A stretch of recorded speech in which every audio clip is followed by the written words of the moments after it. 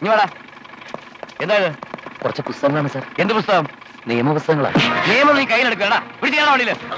നമ്മളീ കണ്ട രംഗം പോലെയാണ് പല സ്റ്റേഷനുകളിലും കാര്യങ്ങൾ നടക്കുന്നത്. ചില ഏമാന്മാർക്കിടെ യൂണിഫോം ഇട്ട് കഴിഞ്ഞാൽ ഏതാണ്ട് രാജാവായി എന്നുള്ള ഭാവമാണ്. ആരെയും തല്ലാം, ഉപദ്രവിക്കാം, എന്ത് തോന്നിയവാസവും കാണിക്കാം. ആരും ചോദിക്കില്ല എന്നാണ് ഈ ഏമാന്മാരുടെ വിചാരം. പക്ഷെ ഒരു കാര്യം ഏമാന്മാർ മനസ്സിലാക്കിയാൽ നല്ലത്, പോലീസ് കംപ്ലയിൻറ്റ്സ് അതോറിറ്റിക്ക് ഈ CCTV ഫുട്ടേജും കൂടി വെച്ചൊരു പരാതി കൊടുത്താൽ തെറിക്കാവുന്ന തൊപ്പിയേ നിങ്ങളുടെ തലയിലുള്ളൂ. അത് കാരണം ജനങ്ങളുടെ മേൽ കുതിര കയറുമ്പോൾ ഈ കാര്യങ്ങളെല്ലാം കൂടി ഒന്ന് ആലോചിച്ചിട്ട് ചെയ്താൽ വളരെ നല്ലത്. പണ്ടത്തെ കുട്ടമ്പിള്ള പോലീസിന്റെ കാലമൊക്കെ പോയി കഴിഞ്ഞു. നിയമം കൃത്യമായി നടപ്പിലാക്കാൻ മാത്രമാണ് നിങ്ങൾക്ക് ശമ്പളം തരുന്നത്.